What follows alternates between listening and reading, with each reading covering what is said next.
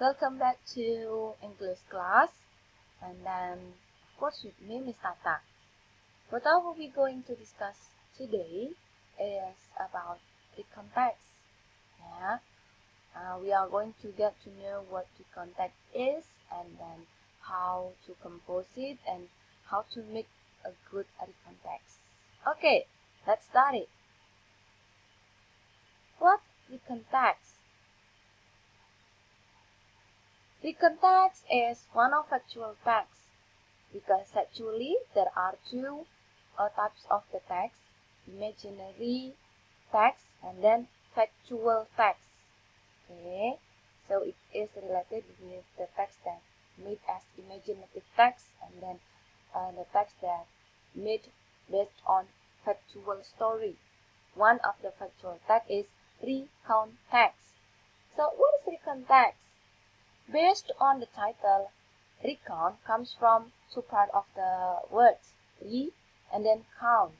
In bahasa Indonesia, re kembali, count menghitung. Menghitung kembali, teks yang menghitung kembali. What is teks yang menghitung kembali? Recount text is a text that telling the reader about one story, action, or activity, or a text which retells events or experiences in the past. Writer should remember that while the purpose is to retell that, they still need to craft their retelling to be interesting to the reader. Yeah, so recontext is a text that retells someone's past story, past experience. So the story is already in the past, but now we retell it again in recontext. Okay. Content of recontext. As the other text, each of the text has its own contents, because each of the part in the text has its own name. So each part, each paragraph has different names. Yeah, but before that, the social function of recontext, or the aim of recontext, or the purpose of recontext is to retell someone's previous experience, to retell someone's past story, also can be like that one. Next, there are three types of recontext that is common in student discussion. The first one is personal recount. This usually retell an event that the writer was personally involved in. So personal recount is about our personal experience in the past. Yeah. And then the second one, factual recount, recording an incident.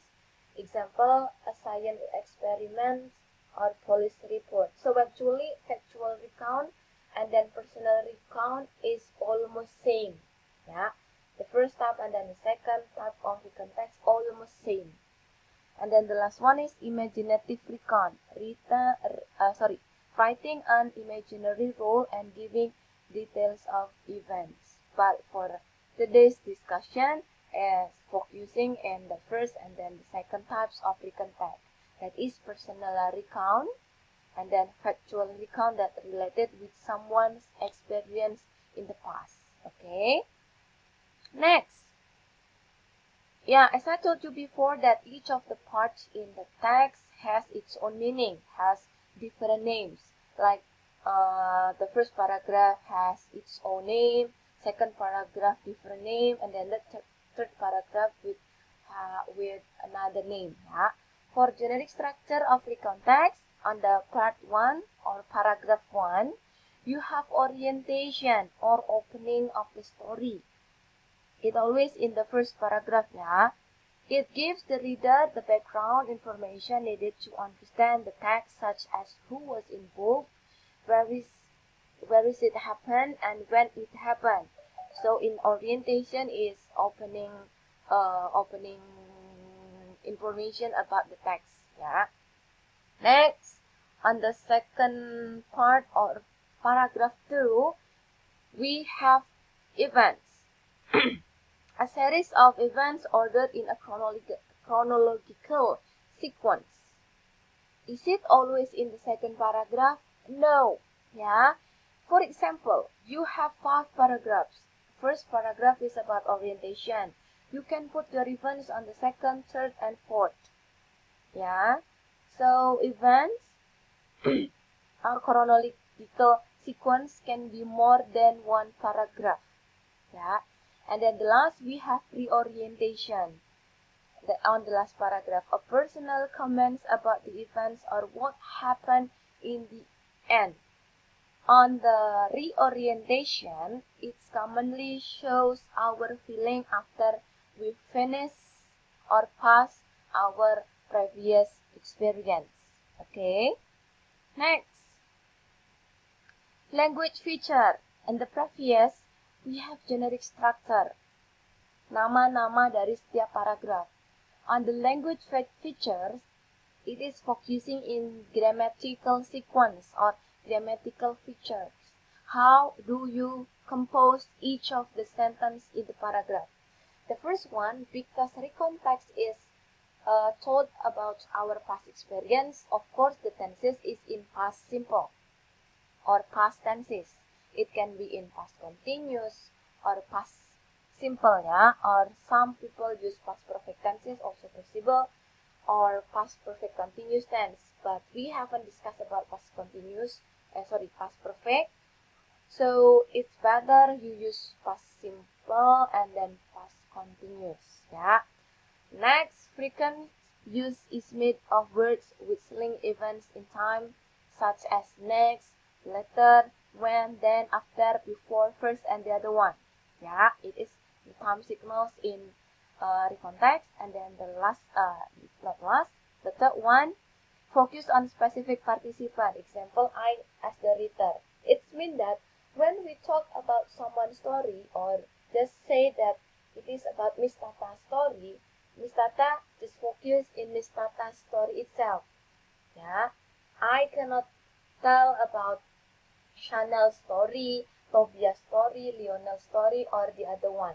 If I just put a sentence or two sentences that related with someone's story, another story, it is okay. But a whole of the story must be focused in Miss Tata's story.